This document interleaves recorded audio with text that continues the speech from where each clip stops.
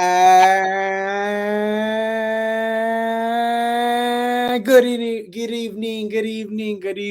evening, everybody. It is your boy, the Eternal Sith, with my special co-host, Darth Vader, not with 20. my special co-host, the Yeah. Eternal Sith. What's going on, everybody? That was the most evilest laugh I could possibly Mhm. get. We're here today. It's a special day. First off, let's start off by saying this is the first time we're doing our Eternal Hater podcast. So let's give a round of applause for that. That was like a We choir. hate eternally.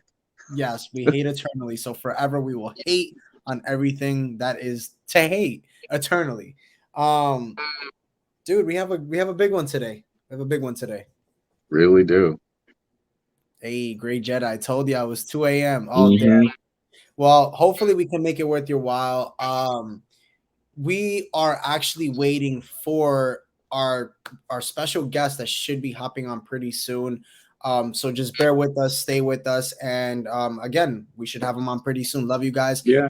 Love you too, and we appreciate you joining us on the other channel, which we did our live stream on the other day, which was for the Andor episode 4 series, which we'll kind of talk about a little bit up until our special guest actually comes in.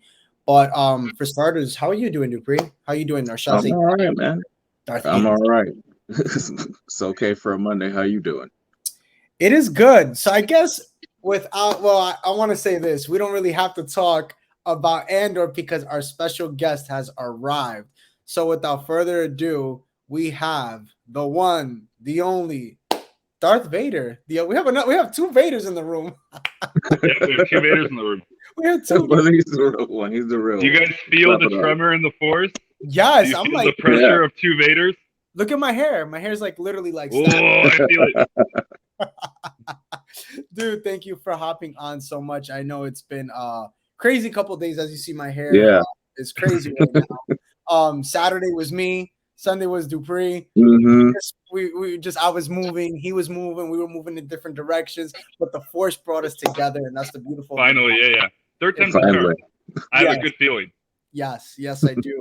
I want to thank you again so much for hopping on. I know a bunch of people are excited for this. Yeah, thanks for hopping on, man. I know we are. I was looking forward to it. Yeah, no, we've been looking forward to it. We have so many questions for you.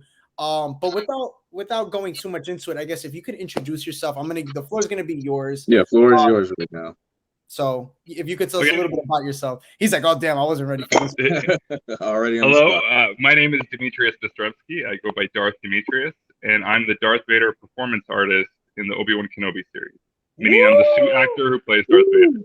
Yes. All the smoke, all the praise and glory to you. Darth Hater 23. Anything you want to start off before we do get into, I guess, rapid fire of questions? Yeah. Okay, so I met you a couple weeks ago at your signing, and like there's one question I wanted to ask you, and I didn't think about asking you until today. So I wanted to know, like, what was the process? Like, how did you get cast in Kenobi? Okay, so this is a magic story. Part of it was I knew that this role was mine. I knew this role was mine. Not only did I know this role was mine, when I left Spokane, Washington, like 12 years ago, I told a couple of my friends, if there's ever a Darth Vader, I'm going to play him. And this was a very bold boast that I had nothing to back it up with, but I just said it because I was obsessed with Darth Vader and I was obsessed with ninjas, and I was like, well, if I'm moving to LA to become an actor, if there's ever Darth Vader, I'm the perfect height, I'll play Darth Vader. And then Rogue One came out, and I was like, oh, there's my chance. That was it. And I was like, it's okay, there's other roles that come up. So I heard through the grapevine that there was going to be a big Star Wars project coming up, but this is super NDA, right? You know how it is. Like no one knows anything, and when everyone is speaking hush hush, they're speaking in very broad terms with a wink and a nod.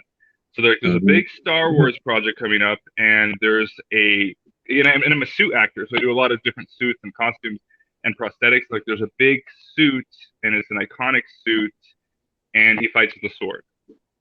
And I was like, say no more. I know exactly what you're saying. So I started, it was the summer 2 years ago. I thought you were going to say it was the summer. I thought you were going to say it was the summer of 1999. No. I don't even remember what year it was. Yeah, it was the summer of 2020. It was the summer of 2020, I believe, or 20. Yeah.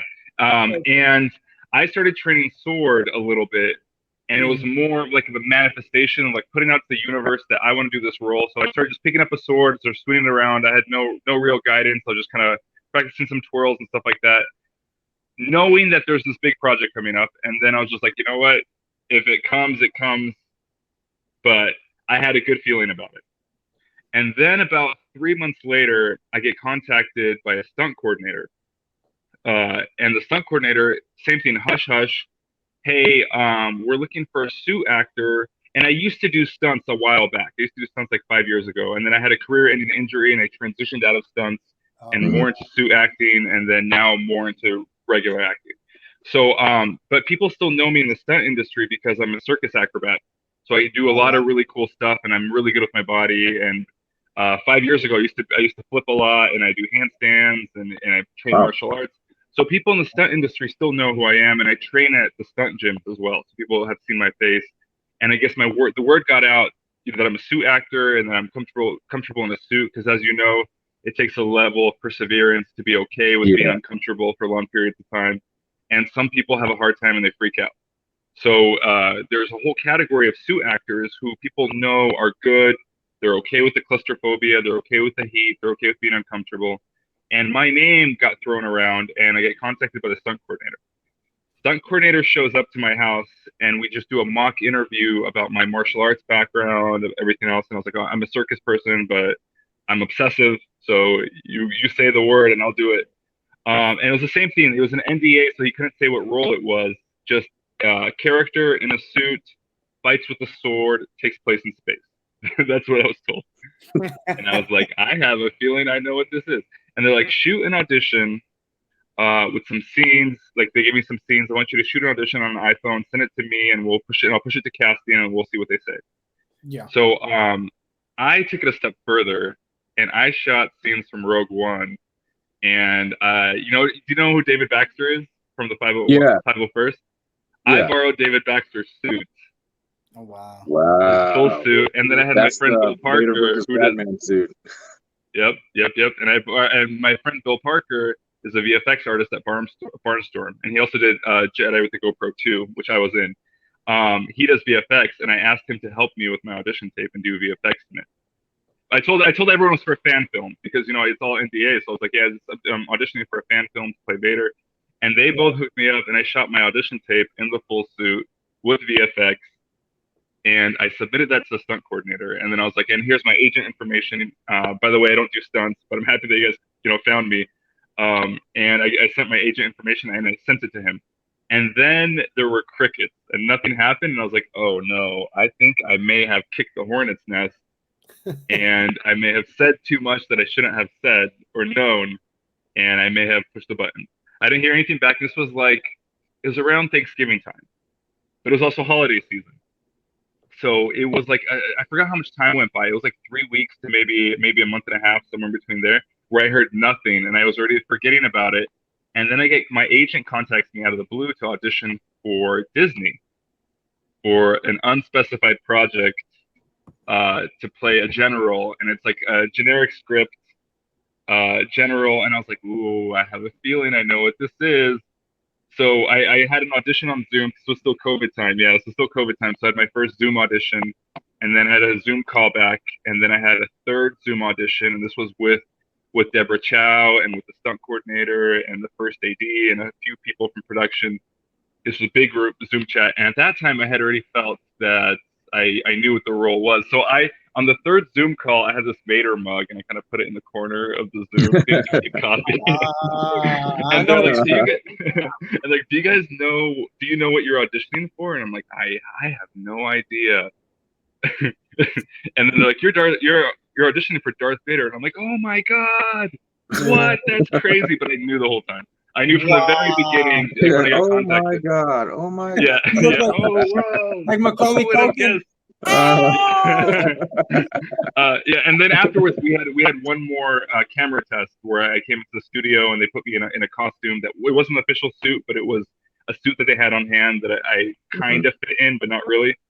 And we did a suit, and then I did some walking tests in the suit, and that's when I got my first like big homework assignment from Deborah Chow, and that's where my journey began. Wow, Yeah. that is awesome. I gotta give that a round of applause. Wow. Awesome, dude. Yeah, it was a crazy. This whole project was a crazy journey where you start believing in the Force. Wow. You know, you start getting the tingles. So here's the crazy thing. I'm Ukrainian. In Odessa, Ukraine, there's a statue of Darth Vader. Yes, Yeah. Yes, it's like it's been all over on Instagram. I remember I saw it one time, so that's pretty cool. Saw a couple with snow. Yeah, it looks pretty cool. Yeah, but yeah, that's crazy that they had a Darth Vader statue, and Darth Vader happens to be Ukrainian. Yeah, you know what I'm saying? Well, yeah, I'm telling you, like the ball was in your court. The Force just worked. It was on your side. The Force was. That was kind of like manifestation. Like, you know, you're like, oh, this role will be mine. This role, mug over here, this will be mine. Yes, 100%, 100%. For sure. And you know, we have a bunch of questions that definitely we're gonna be asking. And I guess to backtrack a little bit, I want to ask you, you know, what we want to ask you, what got you into Star Wars, and how did you get into Star Wars? Like, that's because you know we do podcasting. We do like a stream every week, and we've been doing this for now like 2 years, 3 years almost. Wow. Yeah. And, you know, we always ask that question to everybody, but what got you into Star Wars? What is your biggest takeaway for like what got you into it? Your first Star Wars moment? For me, Star Wars was I had a different experience from everyone else. So I grew up conservative Christian, and I grew up like Slavic conservative Christian, and kind of sheltered. So I wasn't really exposed to a lot of mainstream pop culture. Okay. So I watched Star Wars for the first time when I was like 15, 16. And at that time, I had very little cultural reference of what it was. I had seen like Darth Vader shirts. I had seen the Luke, I am your father quote, but I had no idea what Star Wars was or what Star Wars meant to the people around, to everyone else. Right. So I watched it for the first time, and I thought it was really cool, and I became obsessed with Darth Vader. But I didn't have the same experience that everyone else had.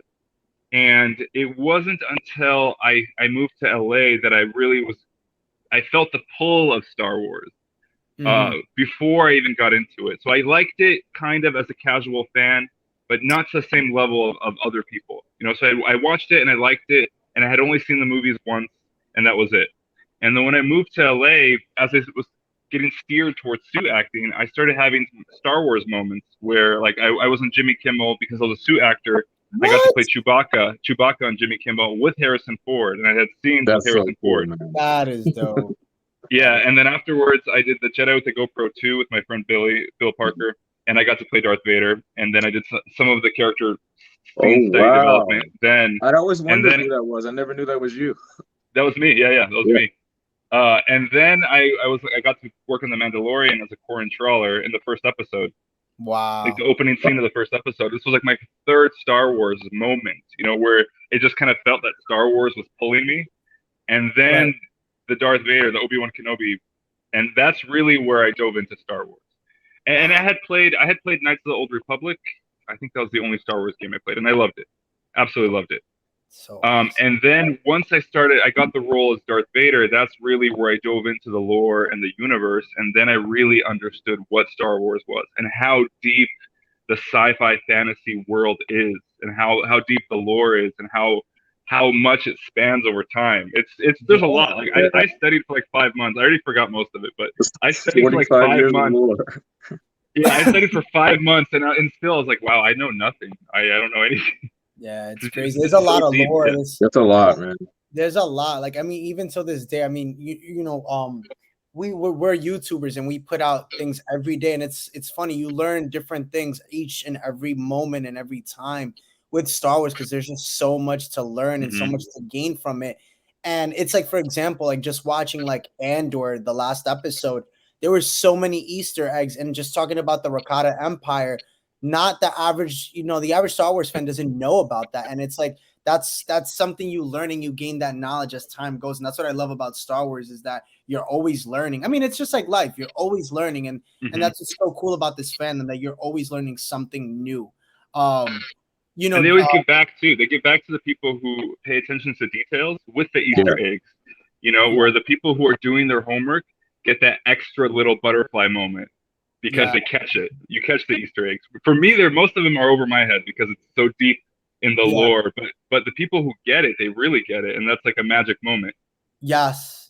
Was there any, like, when you, during the whole filming process for you, were there any like things you noticed like on set that you felt like, oh, I think that's an Easter egg, like when you were just looking around on set? When I was on set, I was in the headspace of Darth Vader. So I spent most of my time in meditation. I spent most of the time meditation and away from the rest of the cast. I just kind of kept in my own bubble meditating, so that every time I would have any interaction with anyone else, I wouldn't hold back, and there would be no friendship barrier or anything. I could go be ruthless, you know. And that's like I wasn't a jerk on set. I just was to myself, in my zone, in my meditation. And I'm an avid meditator, so being in the suit and doing suit acting is where actually I learned how to meditate, because you have to learn how to be okay with not being okay, and pass your time, because most of the time I'm wearing prosthetics, you know, so I might not be able to eat, I might not be able to use my phone. So you're kind of just sitting by yourself. You can't read a book because you have weird claws or something like that. So you end up just being in your own space for long periods of time with just a fan, you know. So you get used to, or at least for me, I got used to meditating and being in my zone. And that's what I did most of the time, was staying in the headspace, in the Sith headspace, and then just meditating. So there weren't any moments, very isolating. And I learned, and when I was going through my journey, I had a very, very dark journey to find Darth Vader, because I wanted to go as far as I could into the character, and I wanted to do the character proper justice. You know, I knew, like, when I really realized what it was that I had booked, because at first I was excited, and then I realized the amount of pressure and the weight of the role, that if I had done it wrong, if I didn't do it justice, I would have disappointed a lot of people. Yeah. You know, a lot of people, and it was for 40 years worth of people. You know what I'm saying? Like, it was the one chance to bring Darth Vader back more than like 2 minutes. I think after that point, he had only been on screen for like 2 minutes. Yeah. So in the history of 40 years, this is the one chance to bring Darth Vader back. And when I realized the amount of pressure, I was like, I'm not going to hold back at all. I'm going to go 100%. So I started turning down all my work, and I devoted 5 months, like 5.5 months, to just training for the role. Yeah. So I had a very, very dark journey into Darth Vader. Right. And in that moment, halfway through, one of the things I was doing was meditating to rage every single day, until my arms would tremble and I could feel my heart ready to burst. And then I would calm myself down. And I kept on doing this until I could get to the point where I could hit my peak and calm down within like 10 minutes, instead of before it would take me like 40 minutes to hit my peak and then like an hour to calm down. Wow. I got it down quicker, so then I could go in and out on set without like blowing up on people and without being a monster. But in that process, I ended up blowing up on my roommates, on my housemates. So we had a rule that whenever I was doing my meditation rage sessions, I would be outside and no one would talk to me, and everyone would just kind of leave me alone, because they knew that I was raging. And in that moment, I couldn't control myself, because I was really just trying to get as amped as possible and go into darkness as far as possible. So I spent that whole year of filming and prepping by myself, outside, most of the time just training by myself, meditating by myself. And then the solitude of the suit, and the solitude of meditating on set, it made me really appreciate both the loneliness that Vader feels, but as well as the power that he feels, because he's so self-sufficient that he doesn't need anybody or anything. You know, and I felt both sides of that coin, where afterwards it changed me as a person, because there was no need to find outside validation, because I had reached that point where everything was inside of me. Right. Like Darth Vader. Right. You know, but it's also very isolating to be Darth Vader, because you're in your own universe outside of everyone else. Yeah, for sure. And I guess one of the questions I had to what you were saying to add on is, what did you use to study like this role, this character, you know, Darth Vader, who is, I mean, by far one of the biggest, I'm going to call him a villain, but one of the biggest, most iconic villains, I think, in every fandom.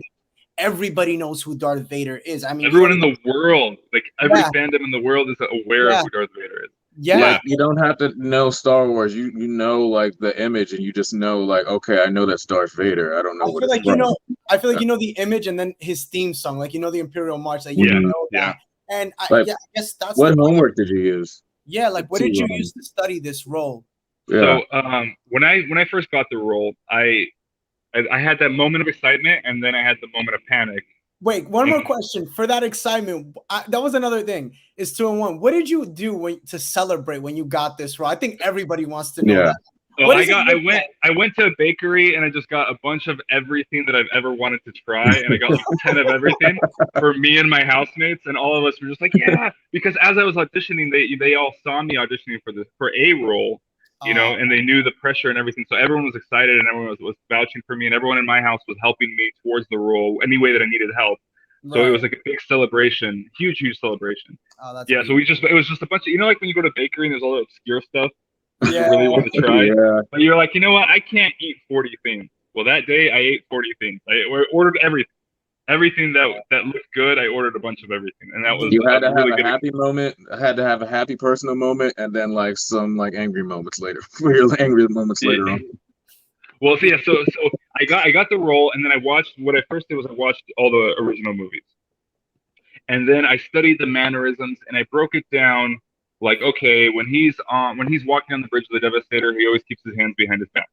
Okay, when he is in this mood, he chokes with one finger, 2 fingers. When he's in this mood, he chokes with 3 fingers. So I kind of broke down the mannerisms, but it all fell flat. It felt flat to me, and I knew that it wasn't enough. And as I was kind of walking through the framework of the character, it felt like I was cosplaying. And no offense to cosplaying, but it felt like I wasn't acting. It felt like there still wasn't that layer that I was looking for. And then I had a freak out moment, and I was like, oh my God, I think I'm over my head. I don't know if I'm good enough. I don't know, you know. So then I called my friend David Baxter, and I kind of called him to ask him about advice, because David really knows Vader as well, you know, and he cosplays Vader too. So I kind of wanted to ask him for tips of where to go. And then I started reading the lore and everything else, and I got super overwhelmed with everything. Oh my You know, and I got this huge wave of anxiety. So I called David, and we had this talk. And the first thing David says to me is, Dmitrious, this is your role. I'm not going to give you any advice because I don't want to influence your character. Best advice ever. Wow. I was like, okay. That really is the best advice. Yeah. And then he's like, but what I can do is I could tell you what my experience was watching Star Wars for the first time. And because I didn't have that cultural context, and I wasn't like, Star Wars wasn't part of my culture growing up, because I was so detached from pop culture, that really helped me understand how important this role was, which made me more anxious. But he's like, he explained to me when he was a kid, I believe he was 12 years old, and he watched A New Hope. He watched the first Star Wars movie, and the fear of worrying that the lightsabers would cut through the screen or through the walls or through the floor, and just the fear and the excitement of experiencing Darth Vader, and the dogfights in space and everything. And the way he broke it down, it made me really understand that what Star Wars was game changing. And he explained that to me as well. Had been nothing at that point in sci-fi to that caliber of Star Wars. Right. You know, and when they introduced that, it wasn't just sci-fi, it was sci-fi mixed with mysticism. You know, so it was like philosophy. It was so many layers to not just sci-fi, not just action adventure, not just sword combat. It was also this layer of mysticism and morality and storytelling that really changed society. It completely changed him and changed all society. And once I understood that, I was like, okay, this character needs so much more prep than what I initially thought. This isn't just a regular role where I have to memorize the mannerisms. I have to really, really become Darth Vader. Yeah. So from there, I broke it down, and I was like, you know what? I will never understand Darth Vader until I understand Anakin Skywalker. So that's where I started. I started as Anakin Skywalker, and then I watched the prequels as Anakin, and then I read Revenge of the Sith, which I really, really loved, because it really gave me a breakdown and love for the character.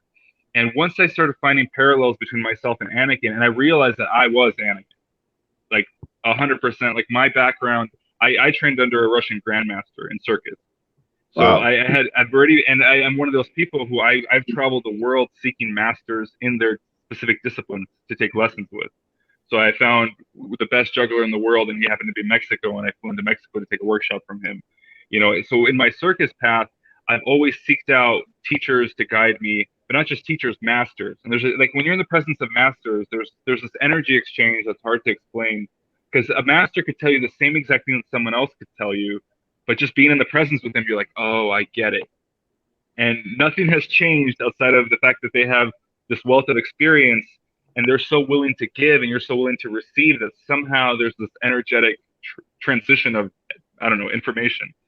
So once I understood what it meant to train under a master, and also being an acrobat, someone who's really into his body and into training, I had a career-ending injury. That's what made me transition out of stunts, and I dislocated my knee, and it was a very severe injury where it wasn't something I was going to recover from. It was like I had a meeting with my doctor, and it was, you'll never run again, you'll never do acrobatics, you'll never do martial arts again. This is the end of your career. You know, you need immediate surgery, which at the time I didn't have health insurance, and the surgery wouldn't have fixed it anyways, because he explained to me that it wasn't just my knee, it was my entire body. I was born with a birth defect, so I have like a twist in my spine, and all my joints are misaligned. And they're like, once we lock your knee in, then the next injury is going to be your ankle or your hip, and it's going to continue spiraling through your body because the energy has to go somewhere. And if a joint is locked, they'll just go to the next joint. You know, but the shock is being transferred, and that's where the impact is whenever you flip or anything else. And that's why it was an injury I wasn't supposed to recover from. And I went into the deep end, and I spent 4 years studying Eastern philosophy, mysticism, alchemy, shamanism. I traveled everywhere. I went and did ayahuasca. Went like Doctor Strange. I went completely Doctor Strange. Yeah. I went to Costa Rica, and I went. I did a Sundance ritual, which is 4 days without food and water, dancing 6 to 8 hours a day. Oh, wow. Wow. Full on. And they allowed me, a Westerner who wasn't part of their community, to enter. And I was the first person they had ever allowed who was not part of their community. And after, when I finished, I became an honorary member of the Chickasaw people. So in this journey of trying to heal my knee, I opened myself up to mysticism and to the great mystery of the universe, the Force, if you will. And I went to Japan, and I chanted in Japan. I did everything you possibly could think of, and then everything else you wouldn't think of. And I was like, I will do anything I possibly can to get my body back, because for me, being an acrobat was my identity. It was everything I had worked towards, and everything. To lose it, I couldn't accept the fact that this was it. Right. So I understood with that level of fanaticism to get back what you've lost. You know, so I understood that at such a deep level. And also I grew up as an immigrant, as a Russian-Ukrainian immigrant, and I grew up very poor. So I knew what it felt like to have nothing and to work for everything. Right. So when I was comparing myself to Anakin and realizing that Anakin was a slave, and the fact that he, you know, becomes a Jedi is already crazy enough. And even as a Jedi, he's not allowed to own anything. He was only allowed to own his robes and his lightsaber, right? So the love he had for Padme is a love that's way beyond our regular love. It's a level of fanaticism, because all he could give Padme is love. That's it. Padme is royalty, is a queen, and he's a slave. And the hierarchy the difference is so severe, and she already has everything. Padme has everything she ever wants. It's not like he could go and buy her something that she wants, or give her an experience. So all he could give her is his love. And that's where that fanaticism comes from. You know, and once I understood that level, and how similar it was to me, and how fanatical I am and obsessive I am about what I do, and how headstrong I am, and how arrogant I am, and hubris has always been my downfall. The way I dislocated my knee was in an acrobatic competition, where it was like instant karma, where I was extremely arrogant. And then the last 7 minutes of competition, I tripped. I just tripped, and I just dislocated my knee, and that was my career-ending injury. So I knew what it meant to fall because of hubris. I knew what it meant to be core and to work your way up through the ranks by just through grit and willpower alone. You know, I knew what it meant to lose everything physically and then to sacrifice everything you possibly have to get it back. So once I understood really who Anakin was, I was like, okay, I'm Anakin. I completely, and once I found Anakin as a character, the transition to Darth Vader became a lot easier, because whenever you play a villain, you don't play a villain as a villain. The villain isn't like, I'm a bad guy doing bad stuff. The villain is the hero. Villain is the good guy in his head. The villain is the good guy. Yeah, in his head, he's the ultimate good guy. So for me, it was really easy to transition to the arrogance that I already have, being a high level, like high caliber circus artist and an acrobat, and being one of the world's tallest and almost all the skills that I do. It was really easy to transition into that and be like, I'm the chosen one, and this is my divine path to heal the world for love. So for me, everything was flipped around, where the Jedi Council, the Jedi Order, they failed everyone. They didn't do their job. They didn't show up.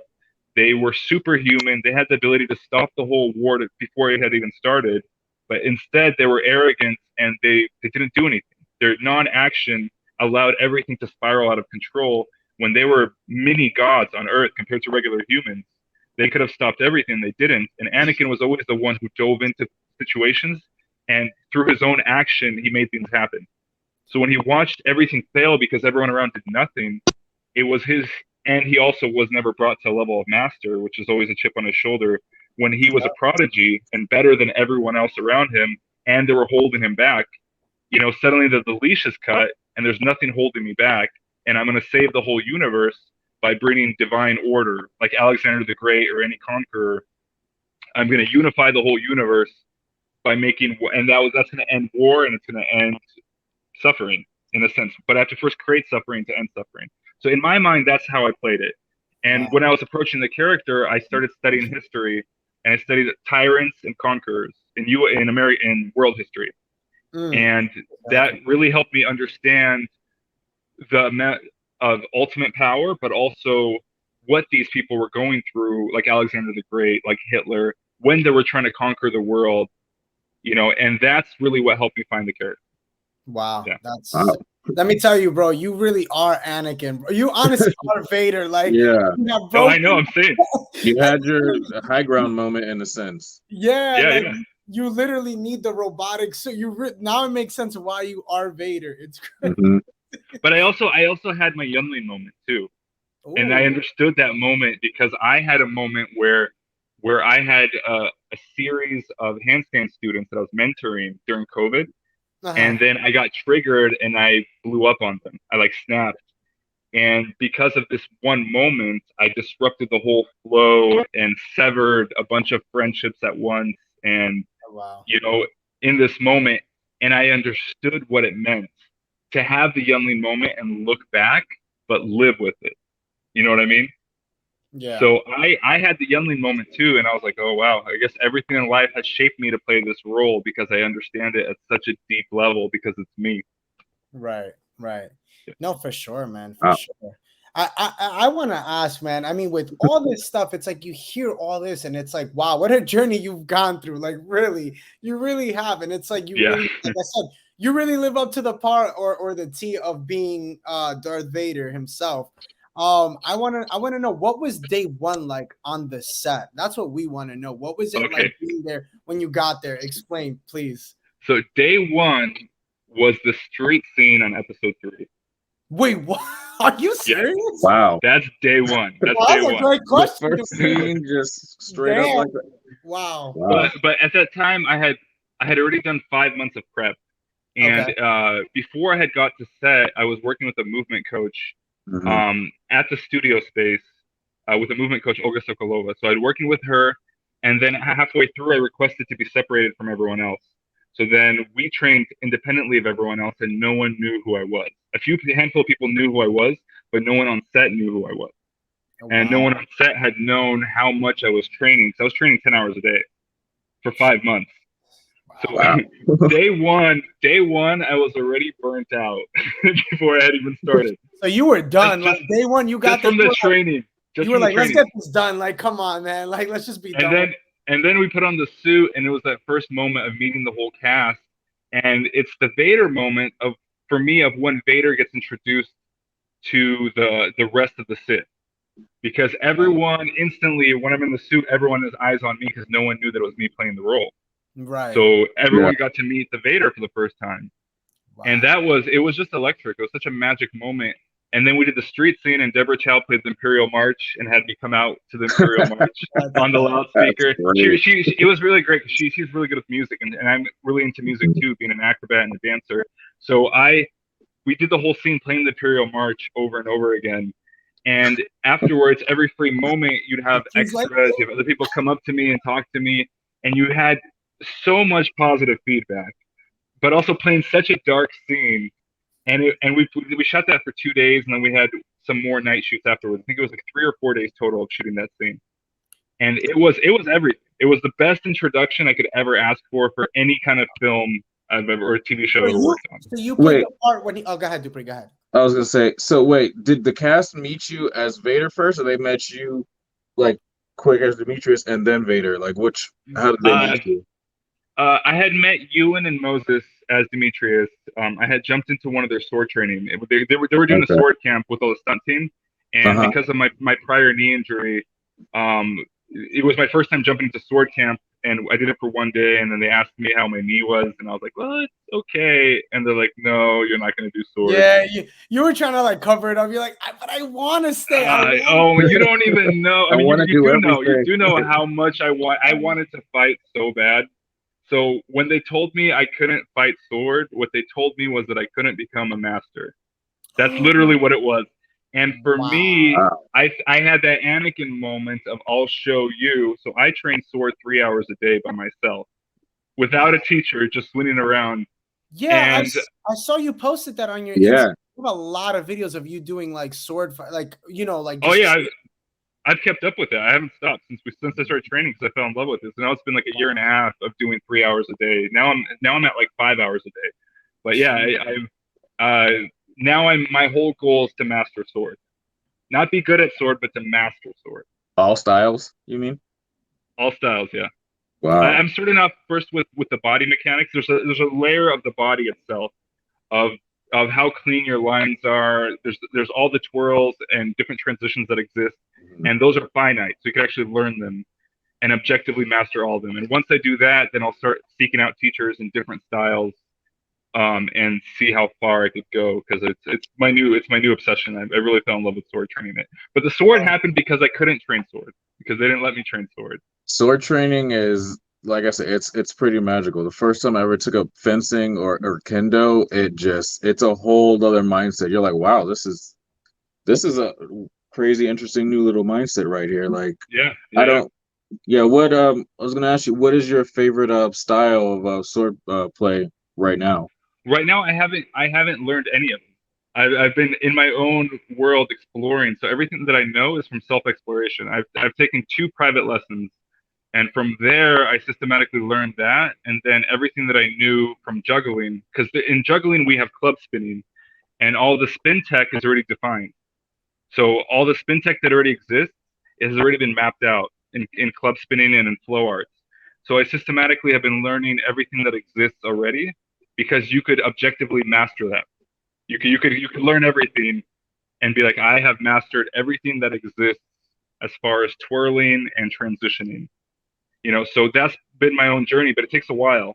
You know, so I've been at it for a year and a half. I will probably finish maybe in a month of everything that exists that could be learned by myself independently. And then from there, I will start learning other styles. So I have 0 introduction, actually. I know like a little bit of kendo, just a little bit. I know some basic Kali twirls and stuff, but 0 actual experience of it. Yeah.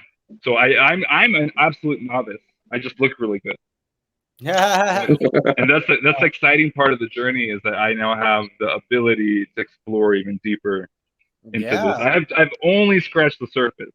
So when I master everything that exists that I can, then I could begin as a beginner and start taking classes, and I will go from there and see where I go.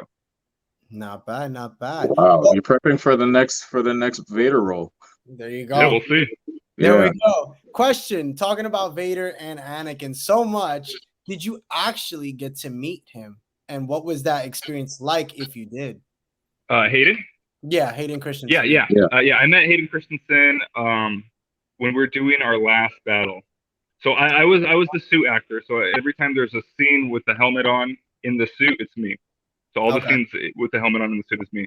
And Hayden and I weren't really in the same room most of the time because there's no need to be. There's no need to have two Vaders, like Bruce Wayne and Batman. Like they're not really in the same room, you know. So it was when we were doing the cracked helmet scene was when I met Hayden for the first time. And other people on set had met them, so everyone's always excited about him. But every time he was there, I wasn't there. It literally was every time. Yeah. So I was waiting to meet him, and I had watched all the prequels, so it was all fresh in my mind. So I was fanboying really, really hard. I mean, Ewan was my first fanboy moment because I met him when they were doing Sword Camp, and I had one moment where I was like, you know, normally I don't do this, but you know, I'm gonna fanboy right now because once we start shooting, you're gonna get crushed. What did he say to you? If you don't mind me asking. No, I what I told him was that he, watching the prequels, the feeling of having a mentor or a teacher or like a father figure, that's the way that I saw him, and that it was an honor to work with him, you know, and he's the kindest person in the world, you know, so he was very gracious. He's the coolest dude also. He's very well traveled, he's very cultured, you know, so and me being Ukrainian, he was telling me about how he motorcycled across Ukraine by himself, which is crazy. Yeah, he's a really cool guy. And he was the one who was like, hey, he's like, why aren't you in Sword Camp? And I was like, oh, I want to be. He's like, jump in. So I jumped in. That was a cool moment to train with him for one day. Yeah. Wow, that's awesome. By the way, great Jedi. With Hayden. Great Jedi says the big question is, can you get my man Darth Eternal a signed autograph picture of Reva? Oh my gosh! By the way, what was it like meeting her? Did you get to really talk to her? I don't know. So I met Moses. During that same Sword Camp. Okay. It was Ewan and Moses were both in Sword Camp. So I met her then, and then we also had rehearsals beforehand. We talked a little bit, but not that much. I really distanced myself from everyone, because I wanted to have that pressure and that distance. And that's one of the things that makes Darth Vader is that no one is with Darth Vader unless they have to be with Darth Vader. Correct. No one's chilling with Darth Vader. He knows about that. Yeah. Even when we went to Celebration, like, leave me alone. It was like, pretty much. Like, don't walk around. Like, let me be. And he was his own person. You're just in your own head, just walking. You know, it's so funny. It's so funny because I would talk to him, like, because we rolled together. So I'm from the East Coast, so he was showing me the ropes, and we're just there walking at Celebration. So first day was great. It was phenomenal. Like, he was as he is, as you see him here now. But then day after, he goes, it's Darth Vader. It's like you don't even exist, like literally. I was not talking to him. It's like little contact. I know exactly what I did because I did the same thing. You're in character until the helmet comes off. I kid you not. What did I tell you? I was like, you know what? You do you. I'm gonna go do me. I'll see you later tonight. But just make sure Darth Vader answer your phone, have Bluetooth on or something, but answer your phone later that night. So, it's the most powerful thing and the most isolating thing to be Darth Vader. And Dupree knows because there's this moment where you could only hear your own breath, just like his breathing. Yeah. You're inside a fish dome that echoes your own breath. So you can't even hear other people most of the time. And you have very bad peripheral vision, so you really are using like a force sense to sense your environment, and you are drowning in the rhythm of your own breath. And it's one of the most isolating things, but also one of the most peaceful and powerful things, because when you're in the suit, you're in your own universe, and you're so disconnected from everything else that nothing can touch you. And you feel that. You feel that power, and part of that power comes from is that nothing can touch you when you're inside the suit. You're right about you're listening for the voice, and then you're trying to pinpoint if it's left or right, and then you automatically have to think, okay, it's done. That was me the whole time. I'd be like, yo, Dupree, and he'd be like this with the helmet. He'd look around, and I'm like, bro, I'm right here. The slow, annoyed, like. And I'm trying to hear him because he's like, I can't hear you. I don't see you. And again, like I'm just, I'm this 5'10" guy, he's like 6'7", 5, I don't know. And he can't see me. He's just like looking up into space, like, yeah, well, no, I don't see you. I don't acknowledge you right now. So I'll acknowledge you later. It was funny. It was awesome. Did they? I mean, you can't really hear because of the breathing. Like, did they have the breathing for you, like when you were in costume and character? No. So I did a lot of exploration and training. So part of my training was hyperventilation and using the breath to build rage. Wow. Using the breath to build rage. So the breathing was added later, but you see the movement in the suit, and that's all me. Learning how to breathe deeper through my chest, through my lungs, to make the suit itself expand so you see the life in the suit. So it doesn't feel flat. And then a lot of the times I had a really hard time hearing people. I'd have an earpiece in. And in the beginning when I was rehearsing with Moses and when we were rehearsing, we found that when I spoke the lines, it just didn't read as well because it would make the helmet shake, but also it was drowned out and it wasn't the same way. So we had a voice actor on set, Dorian Gregory, and he did everything on a loudspeaker and I would hear it in the earpiece. And then we would act in real time together. So it was a dance between myself and Dorian Gregory, and together we were playing the character. And sometimes, like his sound booth was right next to Deborah Chow's video booth, next to Video Village.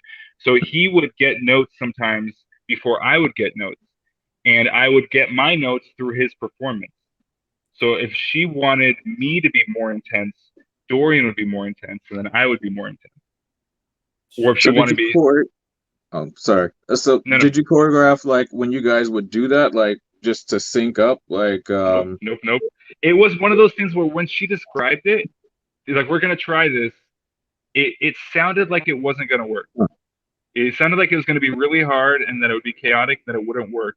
But it just happened that because I have experience performing live performance and doing improv to music, I'm really good at being in the moment and going off of musical cues. And then Dorian's voice, the resonance of his voice became the music that I danced to. So we had, like, him and I synced up so fast. We even halfway through, I taught him a little meditation workshop in my room. Like, we really synced up. He's such a cool dude, and we really vibed. And because we were on the same wavelength and the same energy, we just flowed. It just worked, and it worked perfectly, and it was seamless. It was one of those things that it shouldn't have worked, but it worked out so well. And it was such a cool experience to have a voice actor and a physical actor working together without choreography, without pre-planning anything. In fact, that's what made it authentic, was because I didn't know what he was going to do, and he didn't know what I was going to do. So I was hyper vigilant, listening to his cues, and he was watching the screen, watching my cues, and we were dancing with each other. Wow. Yeah. Usually I feel like that's a first. They usually really don't do that with like it wouldn't work. Stunt actor. Yeah, it wouldn't work. It wouldn't work unless you have an improv dance background. That's the only way it would work. Yeah. To be so hyper aware to make changes in real time. Yeah. Wow. That's wow. That's a lot, man. I give it to you. Wow. I mean, I guess they really did cast somebody good. Go ahead, Dupree. You did that. Did you do that whole scene with Riva, like the footwork with all that? Was that you? Which scene? The scene where Riva tries to like strike Vader, like, while his back is turned, like after Kenobi. So I'm only the introduction and the exit of that scene. All the fighting is done by Tom O'Connell, the stunt fighter. Mine and Hayden's stunt double. Yeah, he did all the fighting in the suit. I just overlapped the intro. So the very intro is me coming off of the spaceship pull. Mm-hmm. That part is me. Into the start of the fight, there's a couple pickups where they cut into me, and then it's all Tom O'Connell. And so then when the sword is split and it comes in and stabs her, that's me. Oh, that's so cool. Wow. You did the scene when he's walking out to the ship. Yep. Wow, that was a very powerful moment. I would have to I was very powerful. Because you felt like Dave Prowse right there. It was like literally like you had to walk David. Yep. That's a specific walk. David. So that walk was my homework assignment. That was the first homework assignment I got from Deborah Chow, was that we wanted to do a fusion of David Prowse. We really wanted to give David Prowse justice. And to bring back David Prowse and the energy that he brought, because some of it was lost from what's been recently animated, because what they added was a level of mastery and grace, but it lost some of the aggression and power that David Prowse had. So they wanted both. They wanted the power and the aggression. Like David Prowse has the Prowse stride. He has when people are walking next to him, they have to like jog to keep up with him. Yeah, he was a big dude. He was a big dude, but it was just his speed walk was incredible. Yeah, but then also what's been animated is a very graceful Vader. So what my homework was to fuse the two, and we created different levels of the walk. We had full speed, we had half speed, we had slow walk, different moods, different energies. And the biggest note that we had, and the biggest thing, was to not let the head bob and not let the shoulders move. So it would look like he's floating all the time because he's got mechanical arms and legs, and he's becoming the ultimate master. And that's that level of mastery of always holding himself here, knowing that he's a master and he's in control of himself and his body. So it took a lot of work, and that's what I worked with my movement coach mostly on was the walk and the breathing, to be able to do it on cue. And we had different levels of it, so that when we were on set, I was so directable, because Deborah Chow could be like, okay, 2% slower for this, more intensity this, and we had this whole Rolodex of tools to make me as directable as possible to play the role. Wow. So my next question, I had one question.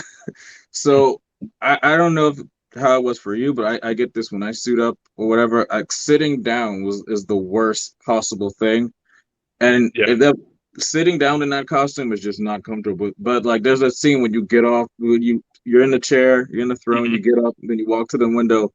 How were you able to do that in that costume with like such quickness and everything? Because it's like, if I have to do that, I have to have like some help. That's acrobatic training. That's a lot of the stuff. It really just was the perfect person cast for the role, and a lot of the things would have been harder for anyone else who didn't have the flexibility or the training. So I do handstands, and one of the things is there's something called a press handstand, where you lift up just using your core strength and your shoulder strength, and you lift up using only your muscles without jumping or kicking, right? And it's called a press handstand, but you really have to control through your core, through your shoulders, to connect your entire body. And when you stand up in the suit, it's the same technique but reverse. So when I'm standing up in the suit, I'm doing the press handstand. I'm engaging the core and I'm using my legs, because you're standing up at a 90-degree angle. It's like, it's almost physically impossible. And if I were to relax my muscles, my body would collapse. So I'm literally muscling through it by hyper engaging my core the way I do in handstand. That's how I did it. But if it was someone else who didn't have the training, I don't know how they would do it. Because I've never seen anybody that's ever wore a Vader costume ever like get up with like such quickness or anything. So that's why we all were wondering. But it's cool, because this compliments from you mean the most to me, because you get it. Like what I usually get is, oh wow, how does it feel to be in the suit? That must have been really crazy. What were you thinking? Those are the typical ones. But you're giving me these very detailed questions because you understand, and I understand that you understand. And it means a lot, because the kudos from you is from someone who gets it. So thank you. Blessings, man. Like, like I said, doing this and everything, doing the stuff I do, like we were looking at you like, wow, he really did his homework. And it's like, it really shows.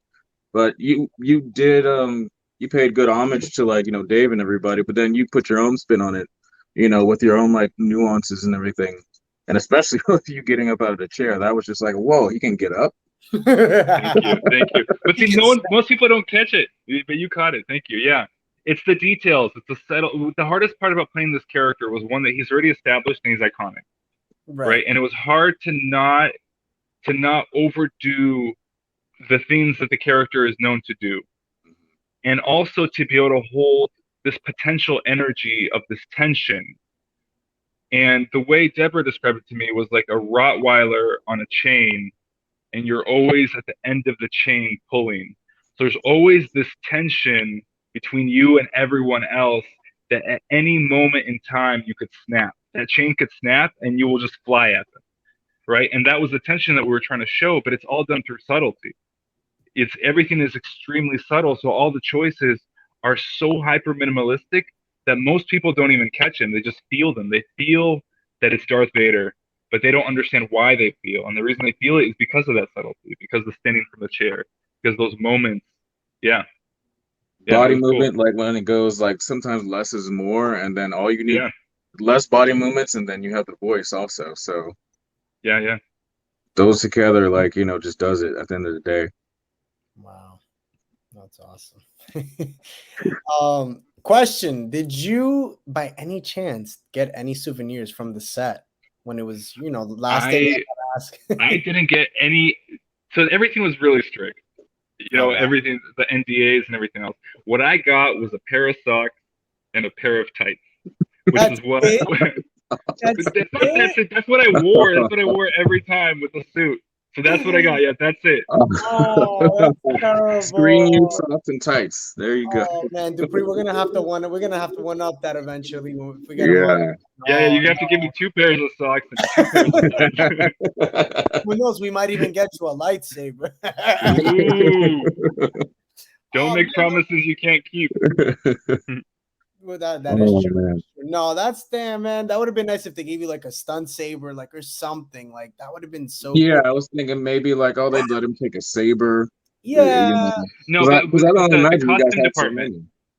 Yeah, with me, I had a different relationship because I didn't go through the sword camp, so I only got the hero saber. I only held the hero saber. I never held the stun saber.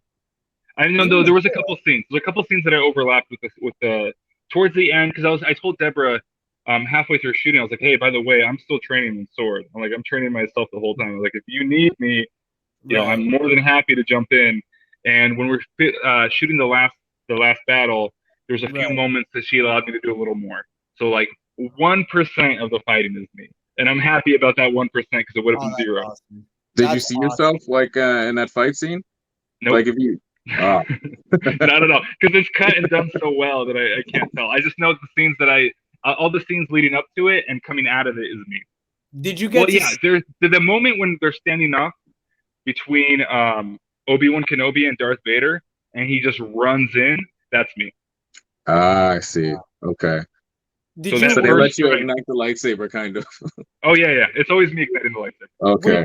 Were you there for the whole battle? Like, did you get to see? Even though when you weren't there, like though you weren't before, you saw the whole thing go down. Yeah. Wow, that's so awesome, man. What was that like? What was that experience like seeing? By the way, like let's talk about this. I feel like we haven't even touched this. This was the fight of the century. This was the 2.0 from Revenge of the Sith. This was the fight that, you know, we wanted for years to see, like that middle from obviously Revenge of the Sith and A New Hope. What was that experience? And you got to witness it being there. What was it like for you? Chills, like what? Like explain that. Well, first of all, there was a lot of tension leading up to it. So as we're getting closer to the final scene, everyone behind the scenes was training extra for this battle. Wow. So the entire stunt team was training extra. Tom O'Connell was training extra. Ewan was training extra. And because all the stunt people and all the other actors were training extra, I was also training extra, even though I wasn't fighting. But it was this tension of like, it's going down.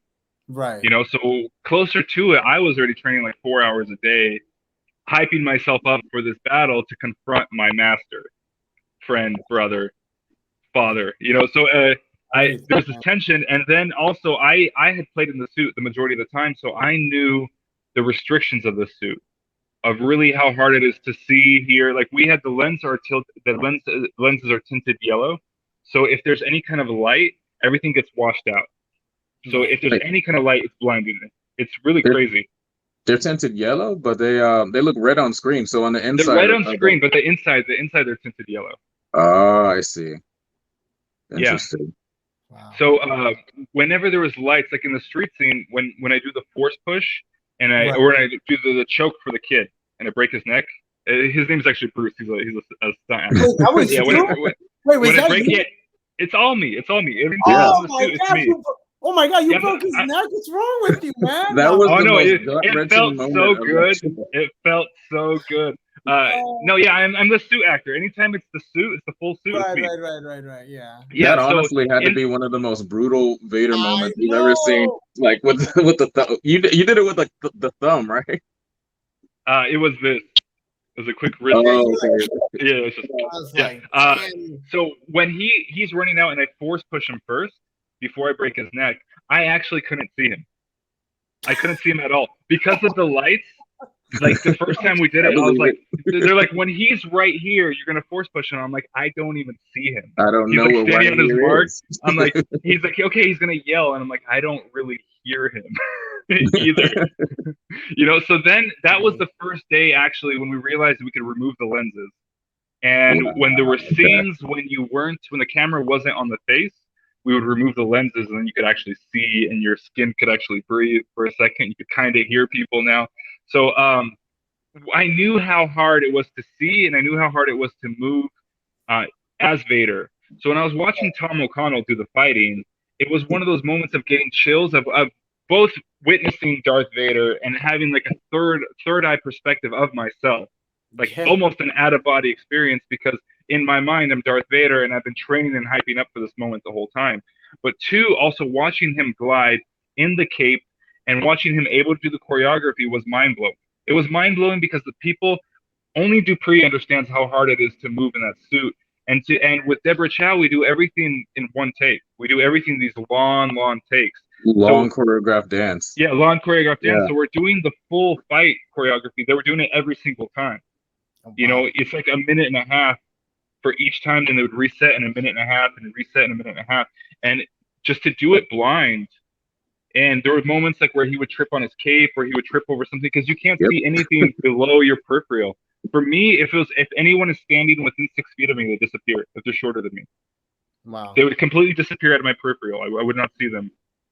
So it was one of those moments of really watching magic happen because you see someone who's trained, who like with my own journey, he had his own journey and he had I don't know how long it was, 3 or 4 months of sword camp that they did Right. to the choreography Wow. to bring that battle. Wow. So it was cool. It was you getting chills of watching a master of their craft do their job, and also watching a third eye perspective and knowing that together we're creating this character and that everyone is bringing their mastery. Like I spent the whole time mastering every mannerism, the walks, the breathing, the movement, mentally and emotionally and psychologically bringing me to the place to play the role. He worked on the fighting, and then also Hayden Christensen worked on the emotional depth of that reuniting with your betrayed master friend. It was a lot. I mean, there's a lot of emotions on set. There's a lot of emotions of really feeling these moments and having people work together for the greater goal of creating the ultimate character. Right. Yeah, it was cool. It was those moments. Yeah, we all knew that we were making history. While we were shooting, we knew we were making history. Yeah. That was part of the pressure of the shoot, but also the excitement was Right. that while we were on set, there were so many Star Wars fans were in cast, in production, background. So everyone was role playing their Star Wars moments. There's like 4 people that I would repeatedly force choke whenever I see them, or force push them, So we had all these moments where we're all kind of living out our dreams, and we all knew that we were doing something bigger because it was part of history. Right. Like there's a lot of Star Wars happening, but this one was very special because it united the prequels with the originals, and we all knew we had one chance to do it, and no one held back at all. Everyone went as hard as they could to bring it. You guys definitely look like you went very, very hard, and it shows in a lot of different ways. Thank you. It does. And I want to ask you, I know there's been like kind of mixed feelings with that and how, with the series overall. I'm sure and you've heard of it. Yeah. How do you feel hearing kind of like the divisiveness on the series and on how people received it and what they wanted it to be or what it should have been? Like, what's your take on that? Like, do you think that it was done the way it should have been? Or do you think it's kind of like what I guess the fandom is saying, how this could have been done better, or this could have been done better? Like, what's your take on that, being behind the scenes? My take is hindsight is 2020. Like anytime I do any kind of work, I'm always doing my best work. I'm always giving my best work, right? But if I look back at a video from a year ago of me doing handstands or martial arts or anything, I will always have a million critiques of like, oh man, I could have done this. This moment could have been tweaked differently, because we always seek improvement, right? But when the negative criticism came out, it was so hurtful, because for me, it wasn't just people that were famous. These were all friends of mine from set or people that I knew personally. Yeah. Right. So when people are bashing Deborah Chow, I'm like, Deborah Chow is my queen. Like, she's my favorite director I've ever worked for. When people are talking smack about her, I feel it. Well, and that's that's one of the things. I'm so sorry. It's funny you mentioned about Deborah Chow, because I want to add to what you're saying, and we've spoken about it before, me and Dupree. It's funny because she came out once and she had said, you know, she wants to make this her version, right? Like this series, she wants to make it her version. You know, she doesn't want to do what George Lucas. She can't replicate what George. She doesn't want to do what John and Dave are doing. She wanted to make this her own baby. Right. So it's like, you know, you have to really, I guess, as in the fandom, you have to remember and understand that this isn't going to be George Lucas. This isn't going to be Dave Filoni or Jon Favreau. This is Deborah Chow. You know, like, this is her version, and this is what we got. And I mean, I personally, I mean, I know, for example, I'm going to bring up Andor. I know people are in love with it, infatuated with it, and are talking about how this is the Star Wars that we needed. But, you know, it's like we forget that we just got a series, the Kenobi series, that we've waited for so many years. I mean, I know I was dying to see Ewan McGregor reprise the role of Obi-Wan Kenobi, seeing, you know, Darth Vader come back. I mean, that was it. That's what I was waiting for mostly. Yeah, I mean, that was the goal, was to get. And it's like, to hear the devices, and again, like, I know, look, like you said, Dimitri, I mean, you can get things differently, and you're always going to critique when you see it, like, I guess, a year or two later, right? You look back. But I mean, overall, I mean, how much more could you do? You guys, that was the thing, was that everyone showed up as hard as they could. So I knew from my own personal experience, there was nothing, and that was my also thing going forward, was that I was bracing myself for negative feedback. I mean, you have to. You have to. I had worked so hard, but I was like, you know what? That was my absolute best. You know, that was literally, there was nothing I could have done better than that. And I know that everyone, we were watching it, and honestly, it was like there was like no. I felt like there was no Vader issue at all in the show. If anything, it felt like it was like he was perfect. Like Vader's whole character in that show was perfect. Thank you. But what I'm saying is that everyone showed up like that. It wasn't just me. Everyone showed up like that. And in the moment, we all did our best. We did our best. And I think a big problem is that people, when with the leaks and everything else, people create a fantasy in their minds, right? And when this fantasy isn't met, right, they're going to be like, well, 3 minutes in, I want to see this right here. And when that doesn't happen, there's a level of pain, of disillusionment, of expecting something and not having that met. And that is felt as physical pain, right? So people created this fantasy, and when it wasn't met in their mind in small little bits, then it was devastating. But also, because of the internet and the culture that we're in right now, everyone immediately wants to bash everything, and to like, okay, I did not like this one moment, and I'm going to tell the whole world that I hated this one moment. And that creates a negative spiral loop, like a negative feedback, where people start reading all the worst things, and then the opinions that they have aren't opinions they've created themselves from the experience, but they've adapted the opinions of other people. Whereas what I told people in the beginning was like, hey, don't judge until you watch the whole show, because the part of what people didn't like was the slow build and how weak Ewan was represented, how weak Obi-Wan was represented, but that was necessary for the final battle. You have to go through the hero's journey. I agree. I agree. They do that with all the characters. They did that with Boba. Boba was a side character who was badass and everything else, and then once he got his own show, they had to have the hero's journey to make him weak, and then to show him. You know what's funny? And then there has to be a villain's journey, and that's necessary for proper storytelling. But when you're waiting a week at a time, and the episode didn't hit as hard as you wanted to, people instantly got bashing without realizing there's a big picture. Like if you binge it now, the show moves so much better if you binge all 6 episodes.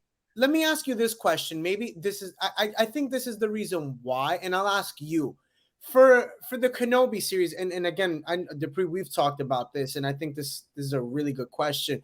Do you think that this should have been better off as a film rather than a actual TV series, because I think that's what made it worse. I think this, with it being the grand stage of Kenobi and Darth Vader, I think people really wanted to see this better on the big screen. In my opinion, that's what I think. But I want to hear your take. Maybe that's why. And I think the buildup when we talk, because for example, right, talking about a buildup, look at the Andor series. I mean, I'm not a fan of it. I'm okay with it, but it's just very much character development, dialogue, and it's a slow burner. But you get Kenobi. It's a build up, but you still have a lot more action in it. And I just felt like with Kenobi, maybe it would have been better off as a movie. But go ahead, your take. Well, so first, the comparison between Kenobi and Andor is that Kenobi, these characters are beloved. Right. Right. So you're talking about beloved, like these characters are like family members to some people. And that's Right. what made it hurt so bad. And that's what made so much conflict with the show, was that people loved the characters so much and didn't want to be disappointed and had this high fantasy version. I personally think that it was made the way it should have been made. If we made it as a movie, it would have been a different experience. It may Right. have moved faster. It may have hit harder because you had less details, but we wouldn't have been able to put in the amount of level that we did with Vader. We wouldn't Right. have put it as much. We did as much Vader in this series as all three movies combined. That's how much Vader we had. It was like, I don't know how much it was, like 23 minutes or 30 minutes of just Vader. Yeah. If it was a movie, we wouldn't have been able to do that. Same with the other characters. To give it proper build, it just would have been faster exposition, faster action, faster moving for sure, but it would have been a different experience. For me, my take is still that we created what we created. We created with the best intentions. Everyone showed up the best, and that's the product that we have. And people either like it or they don't like it, but people should experience it with an open mind for themselves. Right. Because people were reading these negative comments before they were even watching it, and that would influence how they would perceive it. Well, that's the thing. I mean, there were so many leaks. Like, I remember the one leak that I showed to Dupree, actually. The one leak with the scene where you see Kenobi and Vader doing the force push scene, and then they both go back. Remember that one, Dupree, where they're doing that, and then like that spiraled out on the internet. That was leaked. Yeah, that was leaked. That was leaked. Oh, whoa! It was on Instagram. It was everywhere. It was on. Well, no, it was on YouTube first. Remember, I sent it to you, and you were like, because you had confirmed it. Because I mean, again, because you know about film more than I do, and I asked you, I was like, dude, is this legit? And you were like, yeah, man, this is the thing. This is the real deal. And it was like it like blew out, and you saw. I mean, and it was good, and because there was a confusion if it was fake or not. Because again, you saw more. You didn't really see Ewing. You saw the stunt actor that was doing it. Yeah, Tom O'Connell. That was Tom O'Connell. No, I'm talking about the one that did Kenobi. Okay. Oh, gotcha.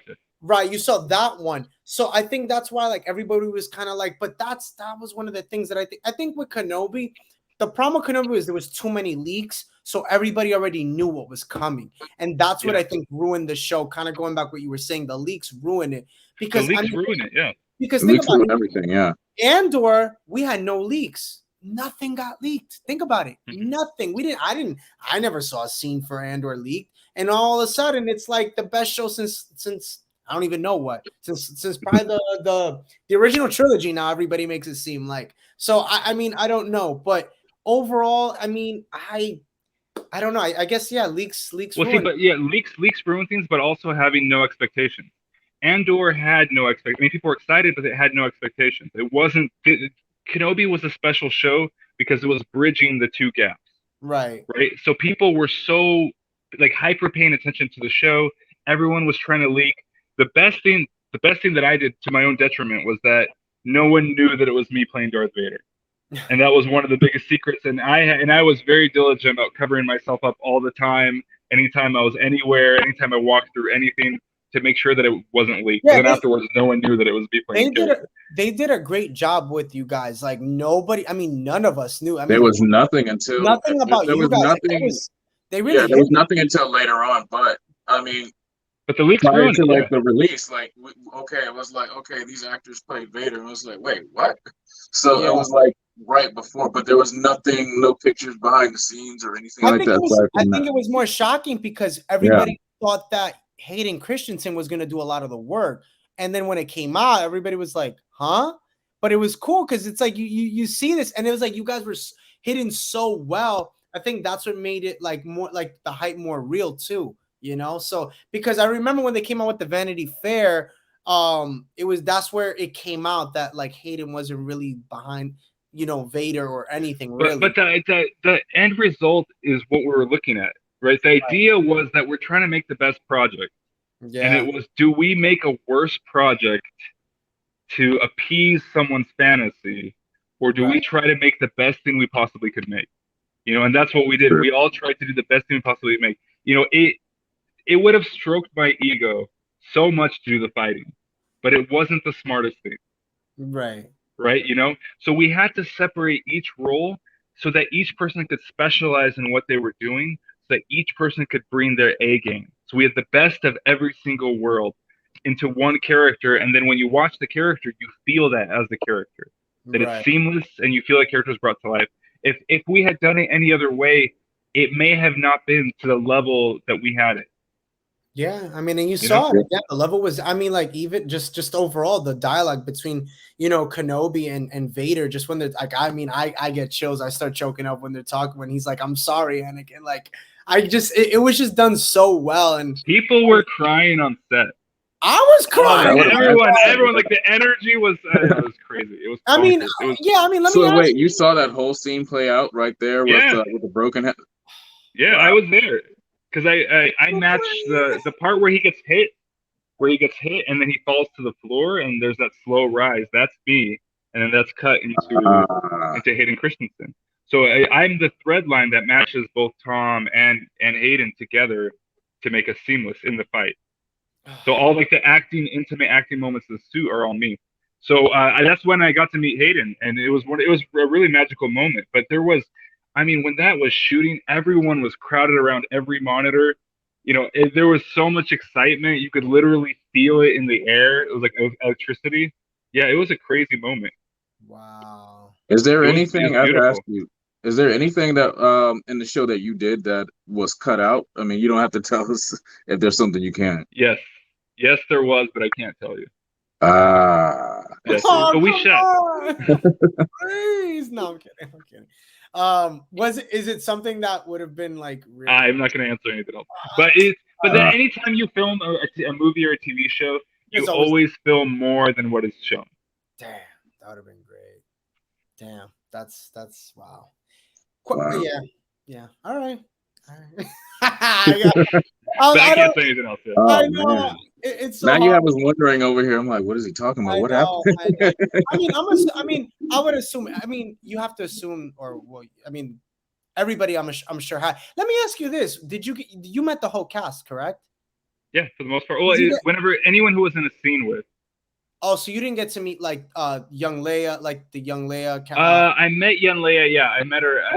What was she like? I mean, she's really, really intelligent. Yeah, she is a smart girl. Yeah, I had questions. I mean, yeah, she was very mature. She's very mature and very intelligent. Wow, that's awesome. I mean, she seems beyond her years. Like, she really seems like the girl that Kenobi says, like, you know, how old are you? Like, she really seems mature. And that was one of the things I think when they were talking about the when they talk about what the behind the scenes for Kenobi is like, that was one of the things they talked about, that she was very well casted, and Ewan got to meet her and he really enjoyed working with her. So I thought that was awesome. Really, really awesome. Did you go to Celebration with everybody else too? No. So I had such a dark journey. So when I finished the character, halfway through shooting, I started channeling Darth Vader and I stopped acting. And when we wrapped up, Darth Vader experiences an ego death, you know, at the end of the show, and then I experienced that as the actor, and I carried that ego death into my regular life, and I couldn't stop channeling Darth Vader even when we finished shooting for months, where it was like a bipolar experience of feeling Darth Vader crawling out of me, trying to lash out at everyone, and I felt like I was losing control. It was such a dark psychological journey for me that I went on like a 3-month spirit journey to shake the character and reset myself and find myself, because I had spent almost a year in darkness and in isolation, and it had changed me in a very negative way. It was a very, you know, so when I got to reshoots, I actually didn't want to do the reshoots at first because I was afraid of getting triggered and I was afraid of having the character come back. And even after we finished, when we did the reshoots, I made peace with the character, and then afterwards I felt better about it. But I still was afraid of being triggered. So I didn't even watch the show when it came out. I waited like a month or a month and a half. And the good thing was I didn't see any spoilers or anything, so I got to experience it for the first time. But yeah, I stayed away from it because I wanted to distance myself and not get triggered because I was having like PTSD kind of things relating to the character of the amount of, like, when I put on the suit during reshoots, instantly the rage like came back because I was in that headspace for so long that it was habitual. Wow. The rage, the paranoia, the Darth Vader, I felt it all because I channeled it. And even at the end, when he had the ego death, I felt that ego death, and I had to recover from that ego death, which took months. Wow. So it was a really crazy, profound psychological experience as an actor to experience it. And I'm glad I went through it now that I'm better. But after we finished, I wasn't in a good place mentally. I was like borderline suicidal for a couple months. Oh, wow. After finishing. Wow. Yeah. I went in such a dark place. And it was necessary for the role, and that's where you feel the role is authentic because it's authentic, it's all real. But also, I couldn't stop playing the character when we stopped shooting. Mm-hmm. Wow. So yeah. I don't. It's crazy because, excuse me. I think of, like, for example, Heath Ledger when he studied the role of being the Joker for Batman. Like, you hear these stories of him. I remember I read one that he actually went into an insane asylum, like, to study, certain people's characteristics to understand the Joker's role. And it's like, I hear you talk about it, and it's like, wow, like, this is the real, like, day in a life of an actor, of what it really is to play these roles. And it's true, like, you make that come to life. And it's just it's mind-boggling. Like, you hear this, like, the fact that you talk about how, like, for a moment you were suicidal, and because you really feel the pain of everything that this man went through, of losing his wife, slaughtering children. I mean, how could you not be so angry at yourself for doing those things as well, right? But also the warped, it's the betrayal, really. The betrayal with Obi-Wan Kenobi of someone who is someone that you loved at one point and now you hate, right? And that switch is like a psychological warp where he's like a straw man and he blames him for everything so that he doesn't have to take responsibility.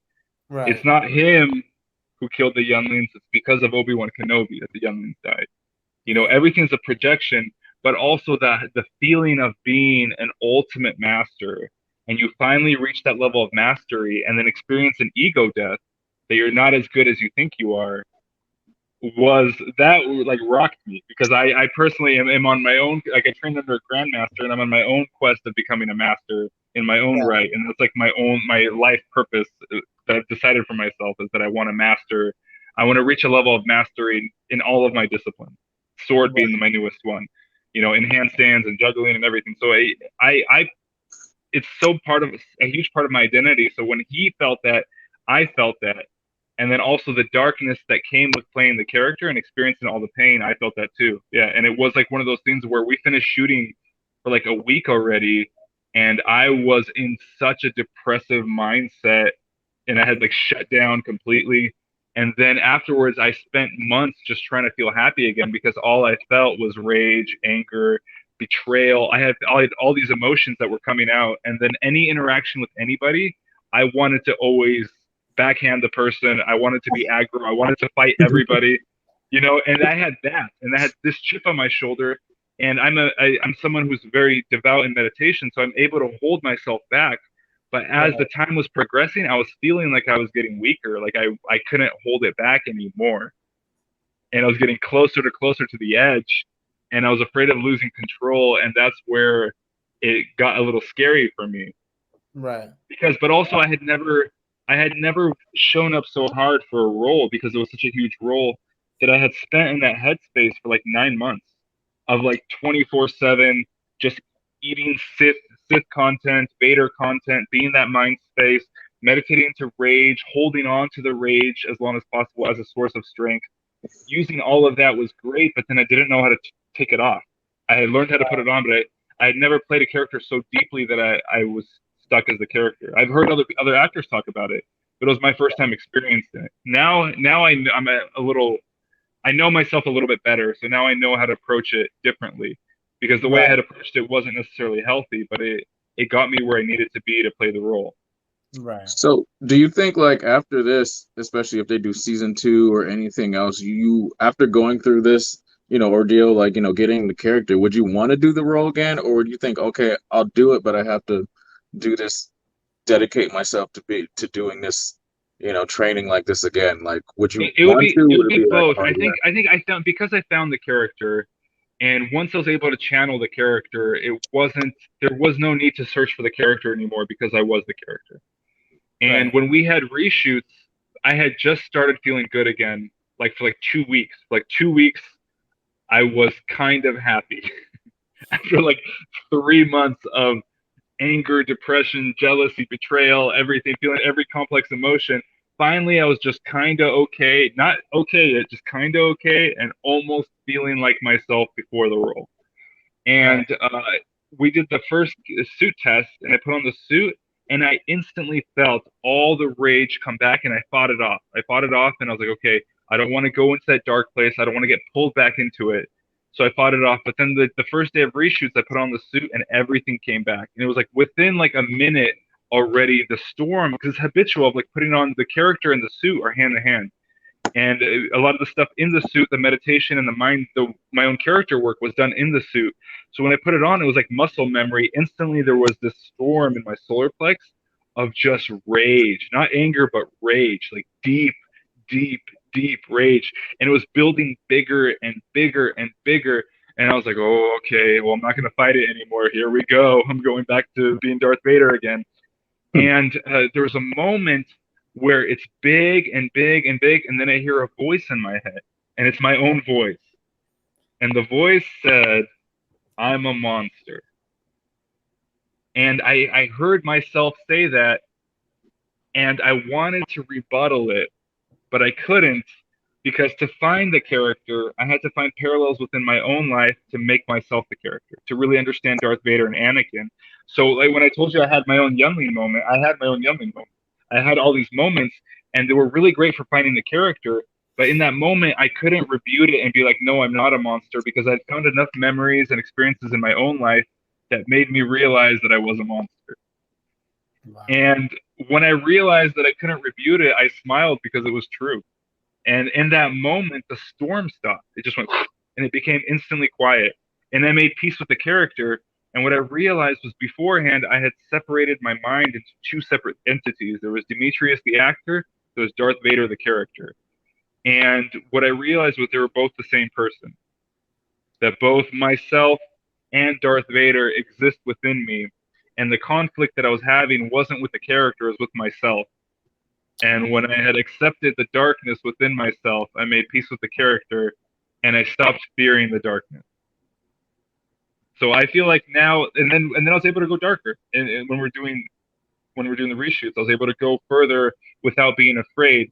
So I made peace with the character then, and now I feel like if I play it again, I now have enough understanding of myself and the character to be at peace and to go as dark as I want to and be able to come out of it without having that conflict.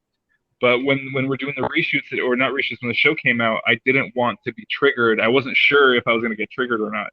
So I kind of held off for a little bit, and I didn't want to watch it even because I didn't want to be triggered until I started getting positive feedback from the fans, and I went to my first convention, and I got so much positive feedback that I became curious, and then I wanted to watch it, and then I watched it, and then enough time had passed that I was separated myself from the experience, and I enjoyed it for the show that it was, rather than critiquing it or experiencing it as the actor. So so I would play it again, and I think now I have enough tools and understanding of myself to be able to go as far as I wanted to into the darkness without fearing of getting lost like I did the first time. Wow. Well, I definitely hope they do a season 2 or another project and you're part of it. Yeah, for sure. Yeah, it'd be cool. It was a crazy journey. It was such a crazy psychological and spiritual journey for myself to both finding the character's anxiety, you know, mastering the character, playing the character, not being able to stop playing the character, becoming scared of the character, making peace with the character, and now finally I'm here where I've got both ends of the experience. I'm back to feeling like myself again. I'm not, I don't feel the pull of the darkness like I did before, because I went as far as I could. Like I meditated into rage every single day. I did the exact opposite of what you're supposed to do. It was not psychologically healthy at all, but I did it, and I don't regret doing it now. But in that journey of recovery, it was very difficult. Yeah. Well, I got one last question. Yeah, I was gonna one last question before we get ready to wrap up. What was that first moment putting the costume on, putting the whole suit on? Like the first, I don't know if you did costume test or what was it, but what was The the first moment was the costume test. When we did the costume test, and it wasn't the official costume. It was when we were doing our walking camera test. Mm-hmm. And I was in the suit, and I had one of the ADs was with me, and he was like, "Wow, I'm getting shivers every time I hear the boot steps." oof. You know, and then I met a couple people, and you started feeling the excitement, and I really started to understand what this character meant to everyone. And the more I wore the suit, the more I felt it, the power of the suit, of how much of a cultural impact it has and how it affects everyone else, of the power and respect that comes with it, but also the understanding that we're living a dream. You know, like we're all living a dream, which is a magical experience.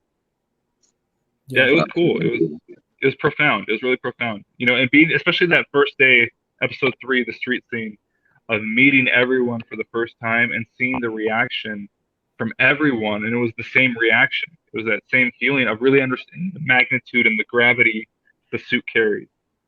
Yeah. Wow. That's amazing. It is truly. I have to say this was an awesome experience to have you on, man. I mean, wow, you have changed my perspective on Darth Vader, other than Darth Hater over here. It truly is amazing what you've done for the community and what you're still doing, obviously. And I guess the last question that I have for you. Wait, yeah, you've said the last question 3 times. No. This was to close this one. No more Star Wars. Overall, what do you have coming up? Do you have any, like, what are your things now after Kenobi? Like, do you have any projects coming up? Like, what are you doing after now, post Kenobi, if you don't mind me asking? So post Kenobi, after I had my whole experience as Darth Vader, I took a step back and I said I wanted to take a step away from acting for a little bit. Yes. And you know, I really, because I got to explore my own psyche, and that was cool, scary, captivating. There was a lot of, you know, complex emotions, and really I wanted to dive deeper in the craft, but I also wanted to take a step away. So sword training was what got me through a lot of things, because when I couldn't shake the character, I was rage training sword. I had all this rage inside of me, and I would just train sword till I was too tired to move. Yeah. And that would keep me going every day, and that way that prevent me from exploding on people, because I could channel all my anger into something, and it was the sword. Yeah. So the sword became a very symbolic thing for me, and I took it as my own circus discipline, and I started creating a whole performance style with it, and then I started training it as a combat style again. So my main thing is I'm going to become a sword master. That's my main goal. So right now I'm training like 5 hours a day in sword. Okay. And I'm creating my own sword style, which I call sword and shield style. And it's like a high fantasy sword concept. That I'm posted about it on your Instagram. Yeah, I've been posting about it consistently. I'm still developing it. For the most part, I have the groundworks of it, but I think a year from now, it's going to be something really cool, because it's something that doesn't exist. And it requires really a mastery of transitions and understanding twirls and two swords to really do it right. But the idea was, when Deborah Chow gave me another thing about Deborah Chow. Remember, we were talking about, this was Deborah Chow's vision. When she talked to me about Darth Vader, the way she explained the character to me is like everything, because I was asking her questions about, you know, how does the choke? Is it one finger? Is it two finger? You know, Deborah's response was, I want you to reach with your hand, and I want you to feel their throat, and I want you to enjoy it. And I was like, okay, that's where we're going. Wow. That's exactly where we're going. I was like, okay. So she's like, I want you to think of Darth Vader. Wow. Yeah, like I said, we went there. We went there, and Yeah. she's like, I want you to think of this Darth Vader. One, everything that you've studied, throw it out the window. It's good that you know it to pay homage, but the main thing is that this is your character, and that Yeah. this is a prior character to what's been established, That's what she right? wanted. She wanted it to Yeah, she be. wanted. She Yeah, went you're. pre She's like, Proto Vader, yeah. you're a young, arrogant Vader who has finally become the master that he wanted to be, right? Right. So that was my prompt. And as I was teaching myself sword, because I knew I wasn't doing the fighting, in my Right. mind I said, well, if I'm the ultimate Vader, the ultimate most powerful Vader, finally become a master, how would I fight with sword? So in Right. that time, I conceptually created this ultimate sword style that was with two hands. At any moment in time, you could block any attack. You're completely impervious to everything. Like the ultimate master OP sword style. I conceptually created it. I wrote it out, and then I started training it. But it takes time to do it.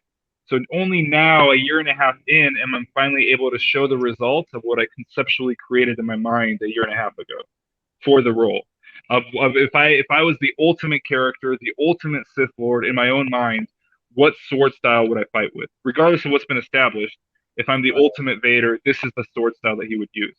So now it's nice to kind of show the fruits of my labor. It took a year of just honing my basics to be good enough to even show someone what it looks like.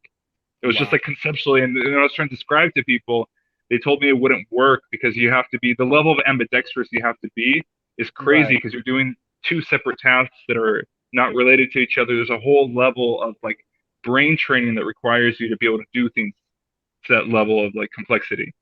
Yeah. So that has been my exciting theme now is just really developing the style and mastering the style. It doesn't exist. It's something that I created, and I'm Right. also in the process of writing a book on meditation Oh, because wow. I've done like 7 years of my own exploratory meditation, and I ended up healing my knee through meditation. That's what Yeah. ended up healing it. Yeah. I know. Was learning my body, and I studied different meditation disciplines, and I simplified them, and I found the root level. So there's a few different concepts. I'm trying to write a book on how you can heal yourself by using the placebo effect, which is how I ended up healing myself, was learning how to stimulate the placebo effect. We all have this ability, and it's the same thing as faith healing in other religions and other cultures and other systems. And the main thing is that you have to, if you believe 100% that you're going to heal, you will heal, and we don't know why. You just do, right? And it's whether if I give you a sugar pill and you authentically believe that it will cure your cancer, then it will cure your cancer. The same way that if you authentically believe that someone will pray for you or a shaman will bless you or a priest will do something that you will heal, if you believe it 1,000%, then it actually will happen. And we Mm. have this ability within our own minds that's locked in there. And I was able to tap into that coming in as someone who was completely agnostic and didn't believe in anything, didn't know what I believed in, to going down this whole spiritual path and mysticism, to come out of it healing myself and knowing that anyone could do it if Yeah. they understood why it works and how to do it. And if they were able to approach it in such a way where you didn't have to believe in any kind of, like, you didn't have to believe in a certain type of religion or anything. You just had to believe that you could do it and you had tools to invoke it. So that's one book that I want to write. And then the other book is more about different levels of meditation and how far I've gone, because I'm able to enter trance and enter like deeper states of consciousness through meditation because I've explored it so much as the character and as myself as well. So yeah, so I'm kind of trying to write that and publish my own personal work. I've also developed a training system which I call the Dao of Training, and there's two halves: there's position theory and transition theory, and that's what I use to train sword. And it's a form of accelerated learning. It's extremely hard. It's the hardest way to learn, but it's also the fastest way to learn. So like in a year, I've almost mastered sword. In a year of training, where normally it would take like 3 to 5 years, and I've done it in a year because I've followed my own system that I developed. So I'm kind of exploring it further and trying to figure out how I could write it down and teach other people how to use it. So that's Wow. kind of been my passion project. I've kind of stepped away more from acting, just taking a break. I've enjoyed going to conventions and meeting the fans and meeting other people who like-minded people who were excited about the content and excited about the work. That has been a blessing. It has been a very beautiful experience meeting authentic Star Wars fans, Yeah. and having that ability and training sword and working on my independent meditation stuff has been everything. So I've kind of taken a gap year and we'll see where it leads. I'm And kind of had my eyes set on Spawn. I want to play Spawn.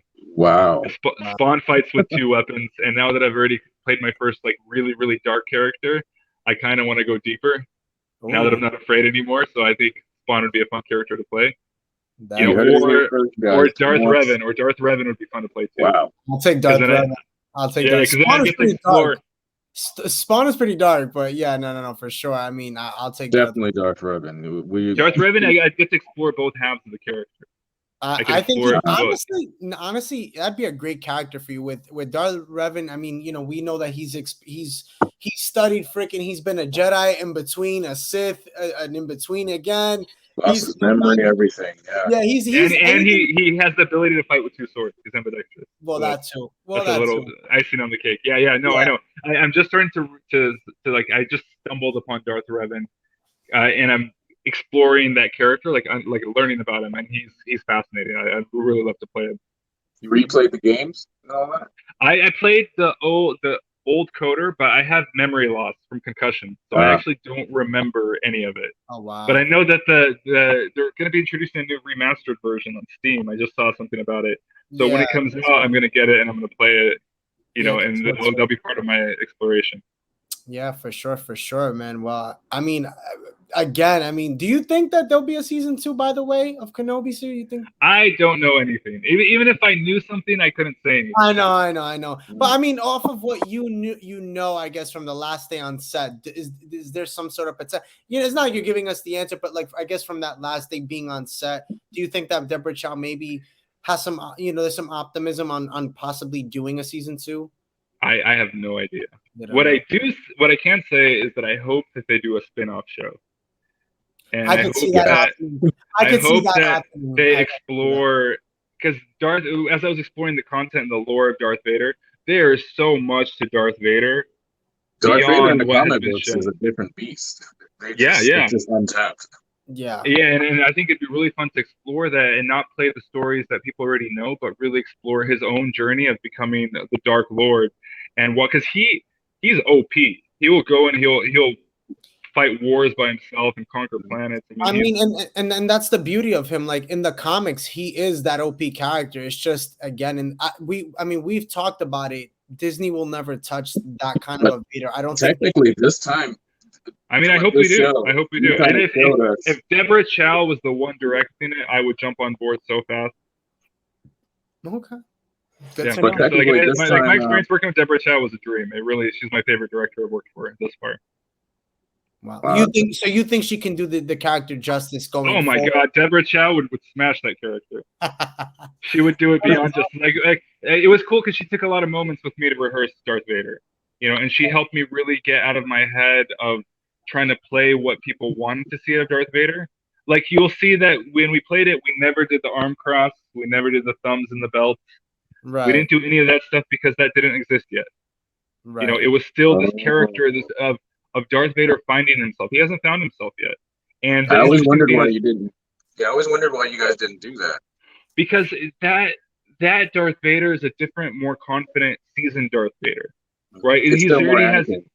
It's right now. This is his discovery phase.